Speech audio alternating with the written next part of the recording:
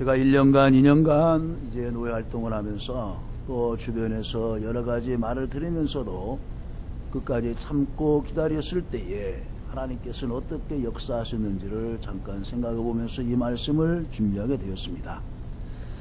그냥 가난하면 힘들어서 울든지 서러워서 울든지 사람들은 울게 됩니다.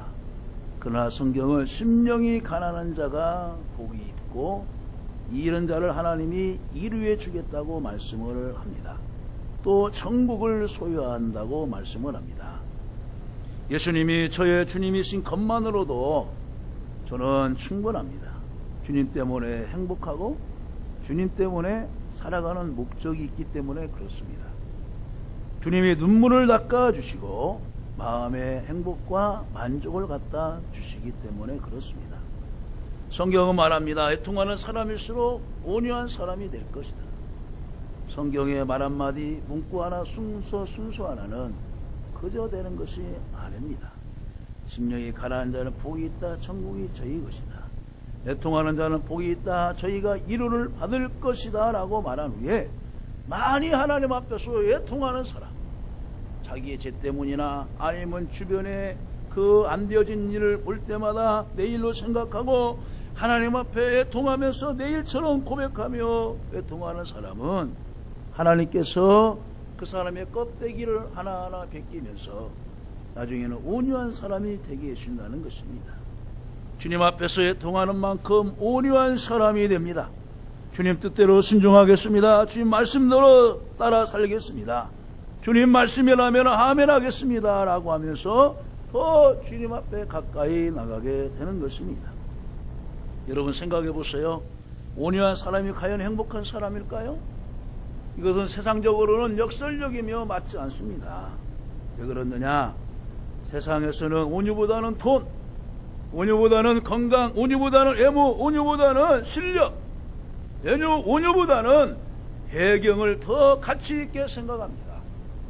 그러나 예수님은 그런 법을 사용하지 않았습니다. 온유한 자가 복이 있다. 저가 땅을 기업으로 받을 것이다 라고 말을 합니다. 5절에 보니까 온유한 사람은 복이 있나니 그들이 땅을 기업으로 받을 것입니다. 오늘은 온유한 사람이 받는 행복과 또 가치가 얼마나 중요한 건지를 한번 생각해 보기를 원합니다. 첫 번째로 온유한 성품. 이것은 먼저 온유함은 우리들이 생각한 대로 유약함. 유약함은 뭐예요? 아무 어떤 징조도 없이 왔다 갔다 하는 것을 유약함이라고 그래요. 또한 나약함입니다. 순둥이, 소극적, 줏대 없다, 자신이 없다 이렇게 생각할 수도 있어요.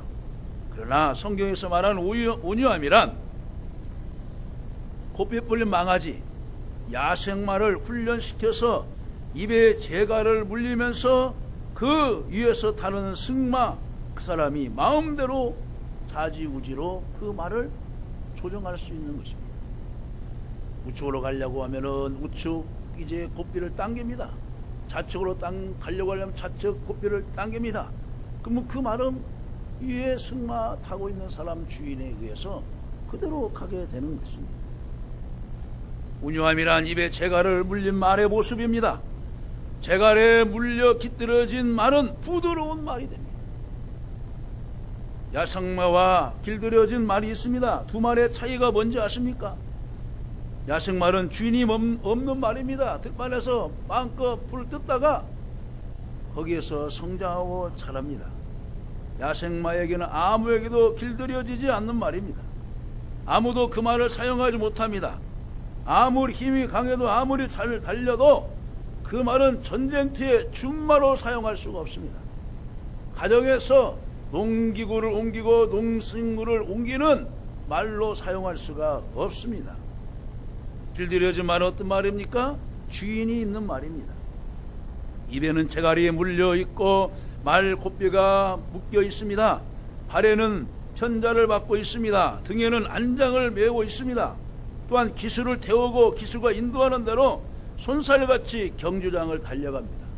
때로는 전쟁터에서는 장군을 태우고 장군의 명하는 대로 상과 벌판을 전쟁터를 누비면서 주인을 위해서 최선을 다합니다. 길들여진 말은 이렇게 주인에게 잘 사용되어집니다. 야생마와 길들여진 말 중 어떤 말이 귀한 말입니까? 바로 길들여진 말, 명마인 것입니다. 이렇게 온유한 사람, 명마와 같다고 하는 말입니다. 온유한 사람은 말씀으로 잘 길들여진 성품을 가진 사람입니다. 그래서 하나님 말씀이라면은 아멘으로 하답합니다. 그 주인의 말로 생각하고 어느 곳이든 앞장서서 따라갑니다. 주님께 잘 훈련된 성품을 가진 사람입니다. 온유한 사람은 성령님의 지배를 받는 일에 익숙한 사람입니다. 온유한 사람은 주님 뜻대로 잘 순종하는 사람입니다. 저와 여러분들이 하나님 앞에 온유한 사람인지 한번 생각해 보시기 바랍니다. 온유는 타고난 본래의 성품이 아닙니다. 성령님이 변화시켜 주신 성품인 것입니다. 성령님의 9가지 열매 중 하나가 온유입니다. 갈라디아서 5장 22절 23절 말씀은 성령의 열매는 사랑과 일합병과 오래 참음과 자비와 양선과 충성과 온유와 절전이라고 말을 합니다. 그러므로 성령님을 모시고 성령님과 동행하는 그 사람의 기질과 성격은 온유로 가득 차 있습니다. 왜 그럴까요? 온유는 성령님께 길들여진 성품이기 때문에 그렇습니다. 온유는 사랑의 열매이기도 합니다. 주님을 사랑하고 사람을 사랑할 때 길들여진 성품이 바로 온유입니다. 그래서 고린도전서 13장 4절 말씀에 보면 사랑은 오래 참고 사랑은 온유하며 그랬습니다. 그래서 사랑이 가득한 사람의 얼굴을 보면은 인자함이 풍기는 거예요. 부드러움을 풍깁니다. 그래서 다른 사람에게 감동을 주게 되는 것입니다. 그런 성품을 가지고 살면 얼마나 행복한지 알 수가 없습니다. 옆 사람을 한번 보세요. 온유한 사람인가? 사랑하는 사람으로 가득 차 있는 거 한번 보세요. 어때요? 온유한 사람이에요? 온유한 사람이에요? 이 사랑하는 등대교회 성도 여러분들은 다 예수님의 성품을 닮아서 온유함으로 가득 차시기를 주님의 이름으로 간절히 축원합니다. 두 번째로 온유한 사람들을 한번 생각해 봅니다. 하나님이 인정한 온유한 사람이 있습니다. 그 사람은 바로 이제 모세입니다. 민수기 12장 3절 말씀에 보니까 이 사람 모세는 온유함이 지면의 모든 사람보다 더하더라 그랬습니다.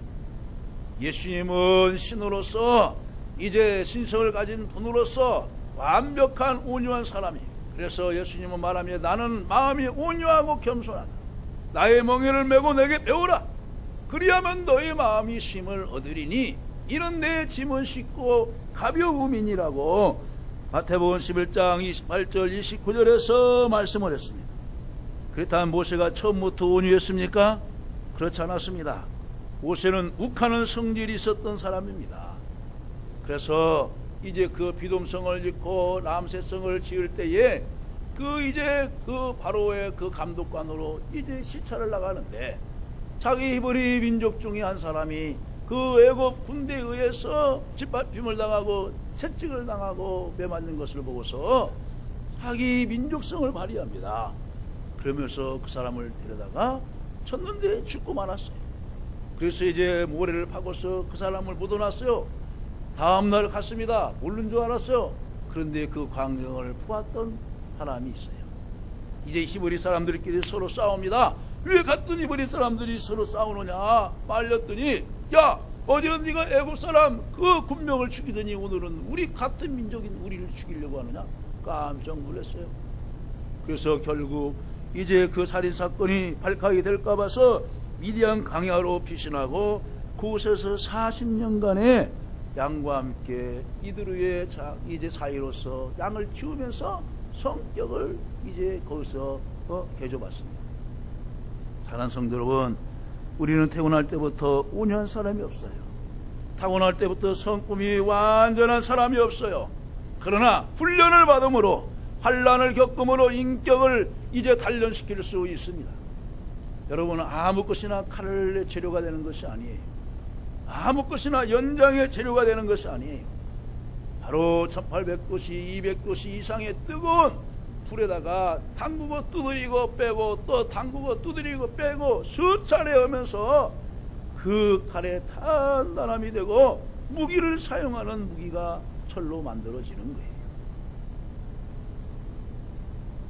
이스라엘 지도자가 된 후에 시내산에 올라가 40일 금식하며 하나님이 친히 기록하신 십계명 새긴 두 돌판을 모세가 받았지요.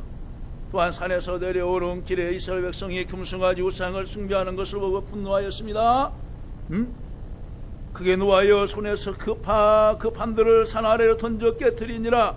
모세가 그들이 만든 송아지를 가져다가 불살라 가루를 만들어 물에 뿌려 이스라엘 자손에게 마시게 하니라.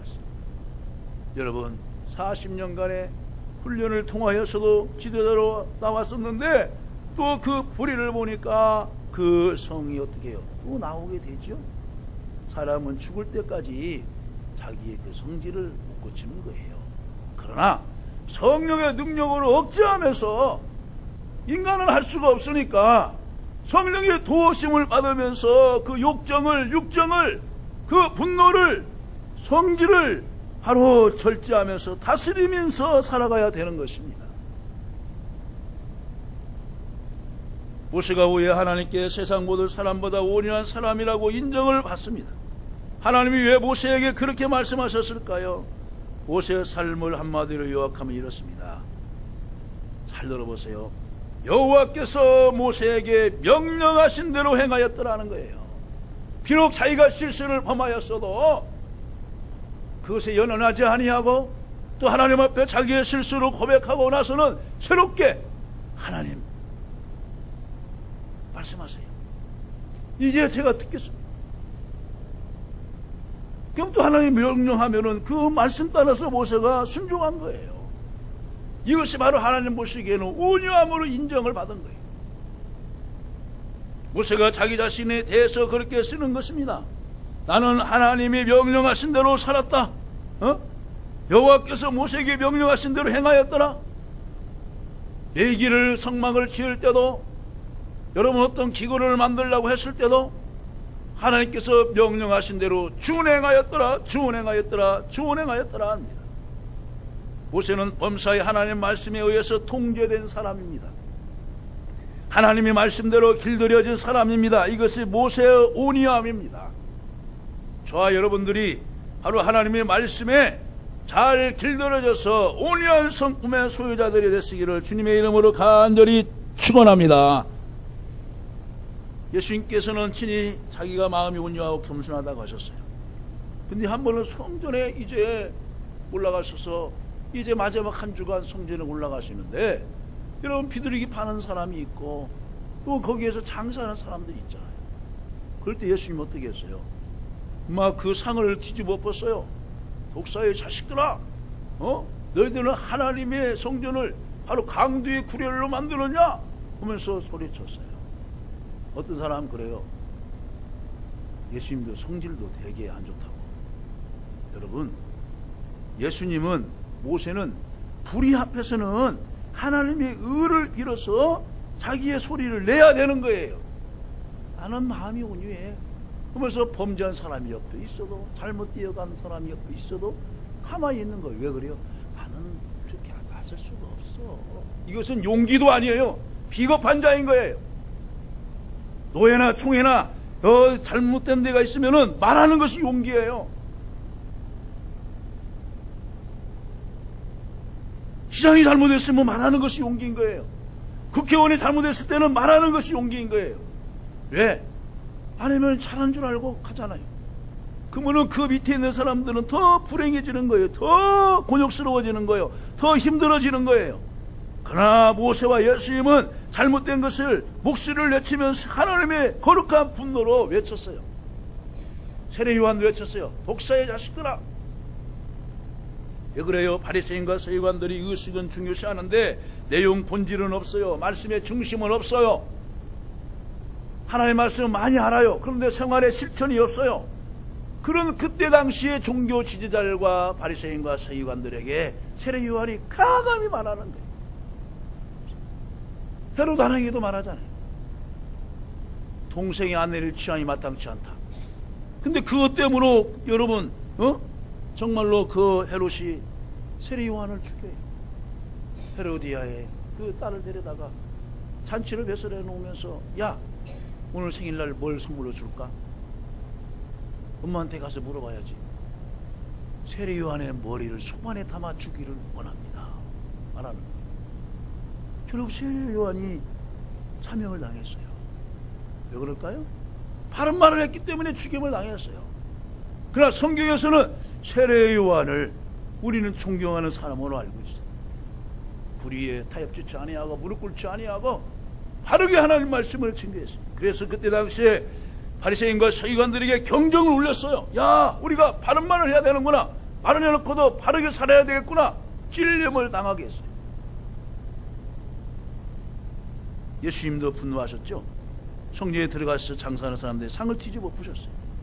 바리새인들을 향하여서 때로는 독설도 부었었어요. 독사의 자식들아, 너희 악하니 어떻게 선한 말을 할 수 있느냐. 헤롯 왕을 향하여서도 독설을 날리셨어요. 저 여우에게 이르되. 예수님은 100% 신성과 인성을 가진 분이었습니다. 그러면서도 예수님은 무슨 일을 할 때마다 내 뜻대로 마옵시고 아버지의 뜻대로 되기를 원합니다 라고 기도하신 것을 볼 수가 있습니다. 주님은 온유한 사람을 통해서 일하십니다. 그래서 제자들을 훈련시켰어요.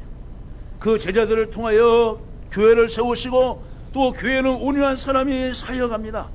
디모데후서 2장 24절 25절 말씀에 보니까 주의 종은 마땅히 다투지 아니하고 모든 사람을 대하여 온유하며 가르치기를 잘하며 참으며 거역하는 자를 온유함으로 훈계할지니 그랬습니다. 여기서 주의 종은 여러분 목사만을 말하는 것이 아니에요. 치리하는 장로, 다스리는 장로가 있잖아요. 가르치는 장로. 교회 지도자에게도 하는 말이지만은 여러분과 저는 다 주님의 종이잖아요. 그러므로 교회 안에서는 다투면 안 되는 거예요. 사람을 대할 때 온유하면서 가르치기를 잘하고 참고 거역하는 자를 온유함으로 훈계해야 됩니다.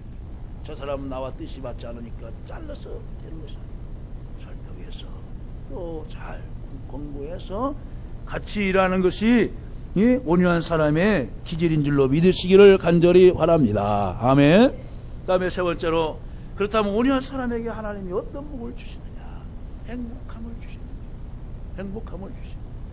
온유한 사람이 누리는 행복의 첫 번째는 무엇입니까? 누리는 복은 첫째로는 행복입니다. 네? 행복이에요. 여기서는 땅을 말하고 있어요. 땅. 구약이나 신약 예수님 당시에서나 또 아브라함 때나 여러분 모세 때나 율법을 줄 때마다 그 땅의 상속이 얼마나 중요하다는 것을 가르쳐 주었어요. 네? 여러분 지금도 땅값, 땅 사놓으면 얼마나 부자잖아요. 네? 네. 대부분 지금 이제 수성동이 이제 많이 개발되어지고 이제 위장동 쪽으로 이제 가잖아요. 그쪽에 세무서도 이전하고 또 이제 칸탑이랑 또 아파트도 새로 짓고 또 여러 들이 이제 들어와요. 그 어떤 사람 이구동성 그때 3천만 4천만 내가 땅 1,000평만 살았으면 정말로 노후에 정말로 발 뻗고 아무 일도 않고 되는데 여러분 근데 3, 4천원짜리 살 수 있는 1,000평을 살 수 있는 돈이 없어요. 누구는 그것을 못 내다 먹고 못 삽니까? 돈이 있으려고 있어도 못 사는 거예요. 그러나 돈 있는 사람은 사놨죠. 미래를 내다보는 사람은. 왜 그럴까요? 언젠가는 이것이 땅이 오를 것이다. 네? 그래서 이제 사람들이 은행빚을 얻어서라도 갖다 사는 거예요. 성경을 보세요. 땅을 유업으로 받을 것이며, 그렇다면 예수님이 말하는 땅은 이 지상의 랜드, 어스만을 말하느냐? 아니에요. 예수님이 말하는 진정한 땅은 천국인 줄로 믿으시기를 간절히 바랍니다. 천국과 함께 사람들이 살 수 있는 지정이 모든 것에서 누릴 수 있는 복을 주님은 의미하고 있는 것입니다. 땅은 하나님이 주신 기업의 대표입니다. 태초에도 아담에게 땅을 주셨습니다. 이스라엘에게 가나안 땅을 주셨습니다. 마지막 날에 우리들에게 어떻게 했어요? 새하늘과 새 땅을 주실 것을 약속을 했어요. 하나님은 온유한 사람에게 기업을 주신다고 말씀하셨습니다. 온유한 사람 모세에게 어떤 기업을 주셨습니까? 모세의 일생을 보면 태어나서 버려진 시절이 있었고, 또 애굽에서 40년간의 궁정에서 생활한 시절이 있었고, 80에서 120세까지 사역의 시기가 있었어요. 언제나 모세의 인생의 전성기였는가? 모세가 온유한 사람이었을 때 하나님 모세에게 이스라엘의 지도자라는 기업을 주셨어요. 이때는 바로 지도자가 기업이에요. 지도자가. 그 모세를 통하여서 성경을 여러분 주셨잖아요. 모세의 오경을 주셨잖아요. 얼마나 자기가 하나님께 받아가지고 이 옆에 있는 서기관들에게 쓰게 해서 하나님 말씀을 받았어요. 후손들에게 하나님 말씀을 전해주는 거예요. 얼마나 큰 복입니까? 지금도 모세는 우리에게 강한 영향력을 주고 있어요. 그래서 어린아이가 태어나면은 하나님 아버지 모세와 같은 지도자가 되어주시고 요셉과 같이 꿈꾸는 자가 되게 하여 주시고 우리는 그렇게 기도해 주잖아요. 시편에 나오는 다윗의 고백입니다. 시편 37편 11절에 오직 온유한 자들은 땅을 차지하며 라고 말하고 있어요. 여러분 다윗 보세요. 다윗은 정복의 왕이에요. 정복의 왕입니다. 아마 이 다윗의 영향을 보고서 여러분 알렉산더가 야 나도 다윗처럼 저 페르시아까지 인도까지 야 저 이집트까지 한번 정복해 볼걸? 그렇게 아마 생각을 했을 거예요. 하나님은 사울을 죽일 수 있는 기회가 되었어도 다윗은 칼을 쓰질 않았어요. 하나님께 맡겼어요. 이것이 온유한 사람입니다. 우리는 억울한 일을 당하면은 그 억울한 일을 꼭 갚아야 식성이 풀리고 발 뻗고 자는가요? 여러분 그 사람 절대로 승리한 자가 아니에요. 나를 끝까지 해치고 곤욕스러움을 줘도 여러분 무르드게 보세요. 참잖아요. 요셉 보세요. 참잖아요. 그때 당시에 억울하고 형들에게 누명을 씌움을 당하고 그 보디발 아내에게 누명을 씌움을 당해도 요셉이 참잖아요. 그런데 시간이 지나고 보니까 하나님이 어떻게 해요? 바로 애굽의 총리라고 하는 기업을 주었어요. 땅을 주었어요. 다윗에게는 그 유대뿐만 아니라 애굽 또 모압 암몬 또 이렇게 아수르 요 지금의 이제 파키스탄 또 이란 그것까지 하나님께서 정복할 수 있도록 땅을 주었어요. 그래서 다윗이 전쟁터에 서기만 하면은 주변에서 벌벌 떠는 거예요. 왜요? 하나님께서 다윗과 함께 하시니 이기게 하셨더라. 이기게 하셨더라. 다윗은 인생을 살면서 하나님이 주신 기업을 이렇게 고백합니다. 역대상 29장 12절 13절에 부와 귀가 주께로 말리암고 이게 부귀가 하나님께로부터 오는 거예요. 또 주는 만물의 주제가 되사 손에 권세와 능력이 있사오니 모든 사람을 크게 하심과 강하게 하심이 주의 손에 있나이다. 우리 하나님이여 이제 우리가 주께 감사하며 주의 영화로운 이름을 찬양하나이다. 하나님께로부터 부와 귀가 오게 되고 하나님이 그 사람을 위대하게 하시고 강하게 하시고 떨어뜨리기도 하시고 다 하나님의 손에 있다는 거예요. 그렇다면 우리가 하나님 앞에 인정받으면은 최고인 줄로 믿으시기를 간절히 바랍니다. 아멘. 그렇다면 온유한 종은 누구입니까? 주인의 뜻을 잘 알고 주인의 뜻을 따라 최선을 다해 인생을 사는 사람입니다. 주인이 그 종에게 어떤 기업을 줄까요? 마태복음 25장 21절 말씀이 이렇게 나오죠. 그 주인이 이르되 잘하였도다 착하고 충성된 종아, 내가 적은 일에 충성하였으며 내가 많은 것을 내게 맡기리니 내 주인의 즐거움에 참여할지어다. 또한 25장 30절 말씀에 이 무익한 종을 바깥 어두운 데로 내어 쫓거라. 거기서 배울며 이를 갈미시라. 온유하지 못한 종은 결국 하나님의 말씀에 순종하지 못한 종은 주인의 말에 순종하지 못한 종은 결국 슬피 울며 이를 갈미 있다는 거예요. 온유한 사람은 주인에게 충성을 다하는 사람입니다. 온유한 성도는 주님께 충성하는 성도입니다. 온유한 성도는 하나님께서 마지막 날에 영원한 기업을 선물로 주시는데 계시록 21장 1절 2절에 내가 새 하늘과 새 땅을 보니 처음 하늘과 처음 땅이 없어졌고 바다도 다시 있지 않더라. 또 내가 봄에 거룩한 성새 예루살렘이 하나님께로부터 하늘에서 내려오니 그 준비한 것이 신부가 남편을 위하여 단장한 것 같더라. 바로 저와 여러분들이 하나님께서 주시는 장차 새 하늘과 새 땅을 이업으로 받게 될 날이 올 줄로 믿으시기를 간절히 바랍니다. 말씀을 뵙습니다. 온유하신 예수님은 우리에게도 말을 합니다. 나의 멍에를 메고 내게 배우라 말합니다.